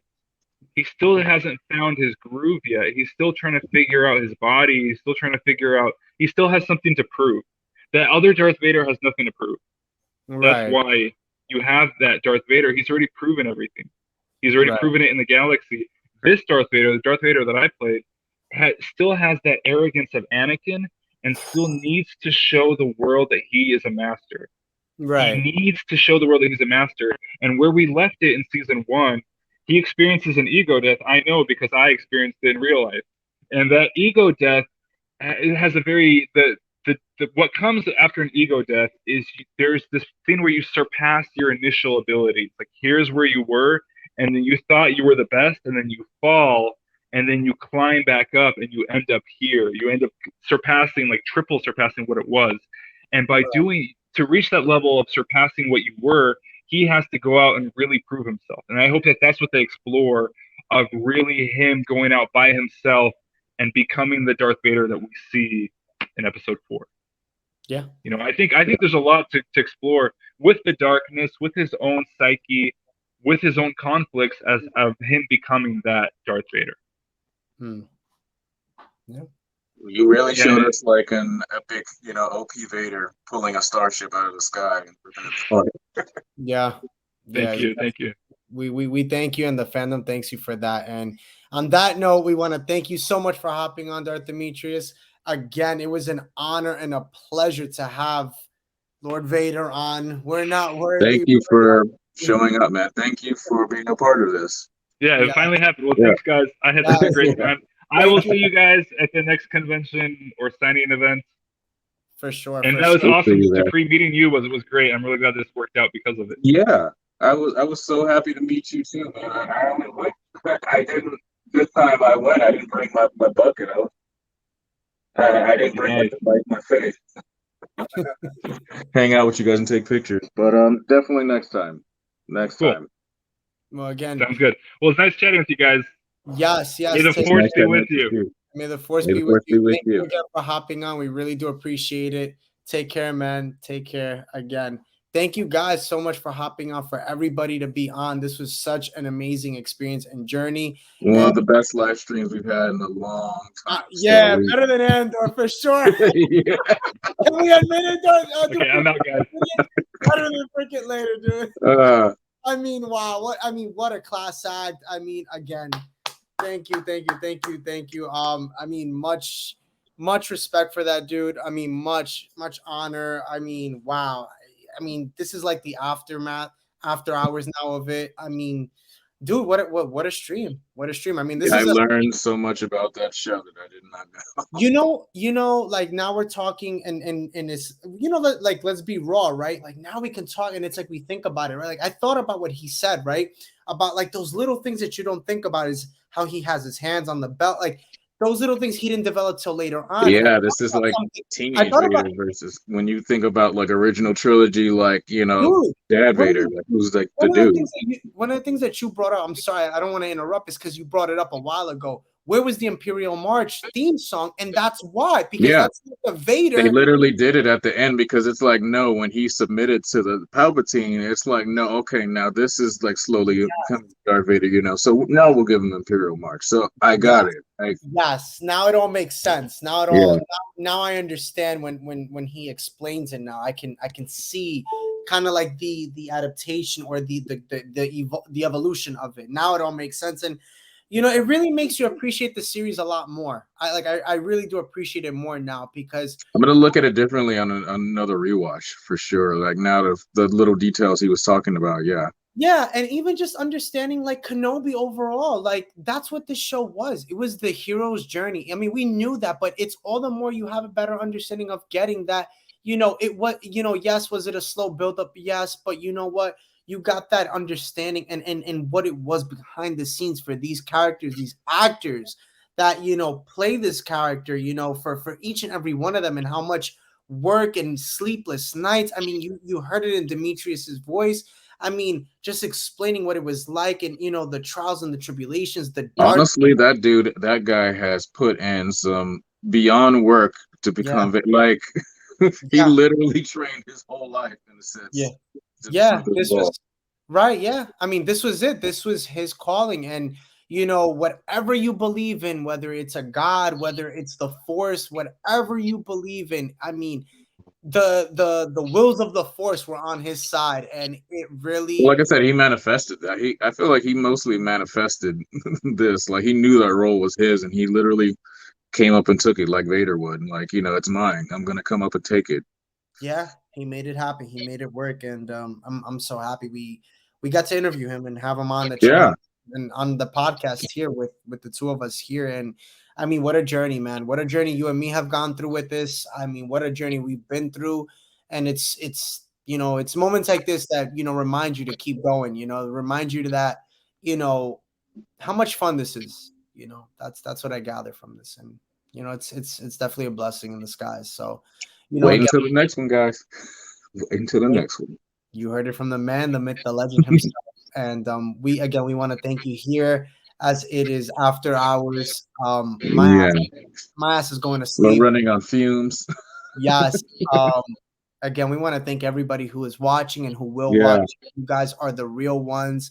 Thanks for staying up with us. If you're on the East Coast, I know it's late over here. It's like, moderately late. But thank you guys for tuning in and being a part of this, because this definitely was a special one.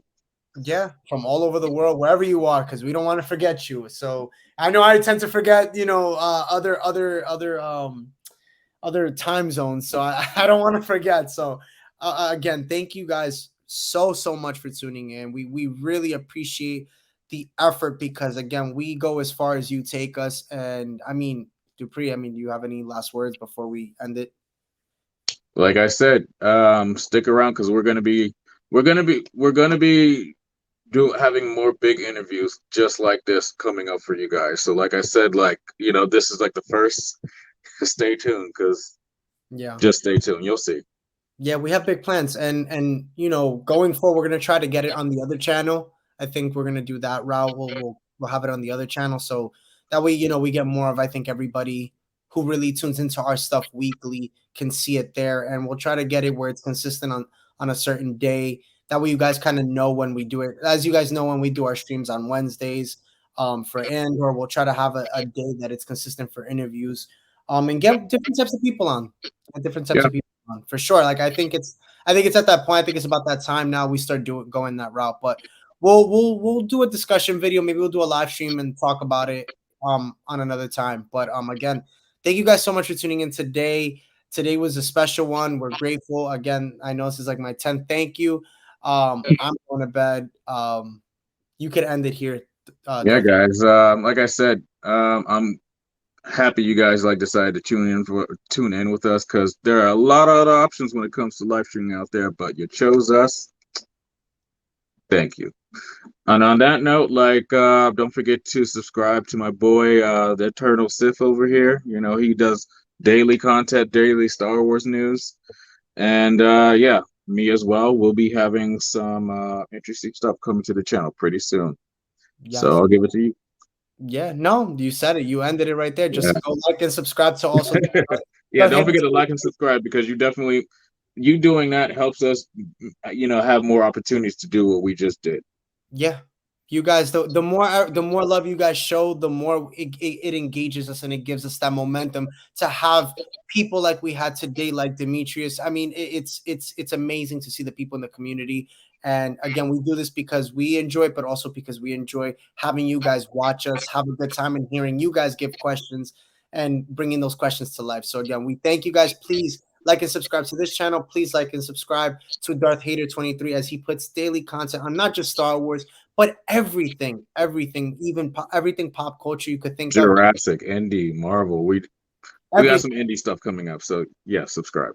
Yes, and I'm sure you're gonna talk about, and I hope you're gonna talk about Black Panther. I'm gonna there. So that's it. Just go subscribe. Again, thank you guys for tuning in tonight. Have a great night, and may the force be with you guys. Later, guys.